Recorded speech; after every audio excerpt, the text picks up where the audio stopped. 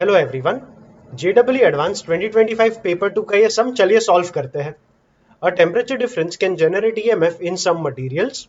Late S be the EMF produced per unit temperature difference between the ends of a wire, sigma be the electrical conductivity and K be the thermal conductivity of the material of the wire.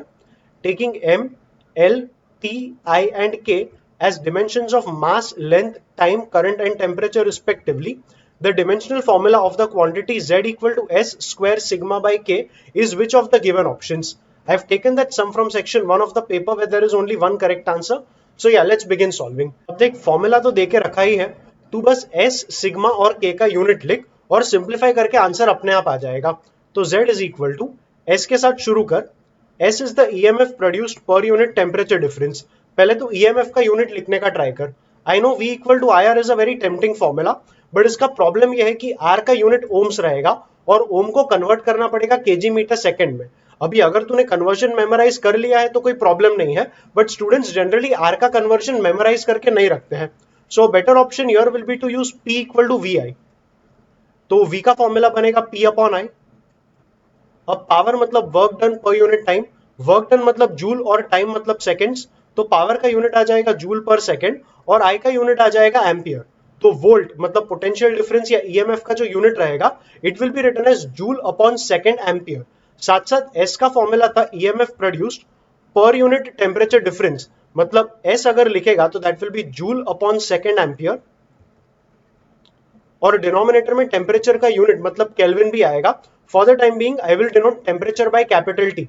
हमारे पास formula में S का square था, मतलब इसका square आएगा।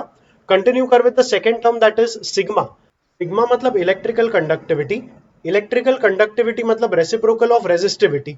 Resistivity formula में आता था for resistance, that is R equal to rho into L upon A. तू रो को यहीं पर लिख ले 1 अपॉन सिग्मा, वो 1 अपॉन सिग्मा को तू लेफ्ट में ले पाएगा, तो सिग्मा का फॉर्मूला बनेगा एल अपॉन ए और आर को यहां नीचे ले ले। अब एल अपॉन ए मतलब मीटर अपॉन मीटर स्क्वायर, मतलब ये हो जाएगा पर मीटर, और आर को एलिमिनेट करेंगे वापस पावर वाले फॉर्मूला से। पावर का फॉर्मूला था आई स्क्वायर आर, तो आर का फॉर्मूला बन जाएगा पी अपॉन आई स्क्वायर, और पी अपॉन आई स्क्वायर हम आर के जगह पर यहां डाल देंगे। तो सिग्मा बनेगा मीटर अपॉन मीटर स्क्वायर, मतलब लाइक आई सेड डिनोमिनेटर में मीटर आएगा, आर को डाला पी अपॉन आई स्क्वायर, तो पी यहां पर आई स्क्वायर ऊपर, तो सिग्मा बनेगा आई स्क्वायर मतलब ampere square upon M, metre रहने दे और पावर को रहने दे जूल पर सेकेंड, तो जूल और पर सेकेंड ऊपर चले जाएगा। ये हो गया सिग्मा का यूनिट, और सिग्मा का वही यूनिट हम यहां पर लिखेंगे जेड के फॉर्मूला में, क्योंकि एस स्क्वायर इंटू सिग्मा था, तो सिग्मा का यूनिट हम लिखेंगे A square into S upon metre into joule multiplied by 1 upon K का यूनिट। अब 1 अपॉन के लिए फॉर्मूला यूज कर क्यू बाई टी वाला। So yes, the formula was Q by T is equals to K A delta T upon L.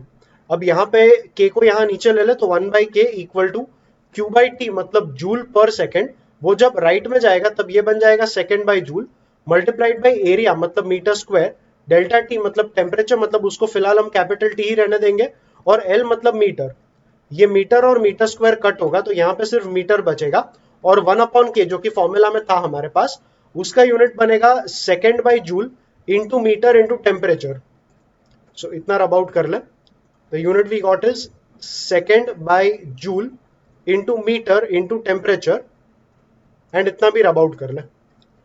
बस अभी इसे simplify कर, तेरा आंसर अपने आप आएगा। तो z equal to J square upon S square A square T square into A square into S बनेगा एस स्क्वायर, m और m ऊपर नीचे कट होगा तो सिर्फ बचेगा t in the numerator, divided by m cut हो चुका था, j इंटू जे बनेगा जे स्क्वायर। क्लियरली ऊपर और नीचे जे स्क्वायर कैंसिल हुआ, ए स्क्वायर भी कैंसिल हुआ, एस स्क्वायर भी कैंसिल हुआ, टी और टी स्क्वायर कट होके सिर्फ बचेगा 1 अपॉन टी। तो z का फाइनल फॉर्मूला निकल के आया 1 अपॉन टी। 1 अपॉन टी मतलब यूनिट में आएगा पर केल्विन, बाकी सब मास, लेंथ, टाइम और करंट सबका पावर जीरो होगा। It is given in option B, that is m power zero, l power zero, t power zero, मतलब मास, लेंथ, टाइम का पावर जीरो, करंट का भी पावर जीरो, और 1 अपॉन टी की वजह से केल्विन पावर -1, तो बी बन जाएगा इस सम का राइट आंसर।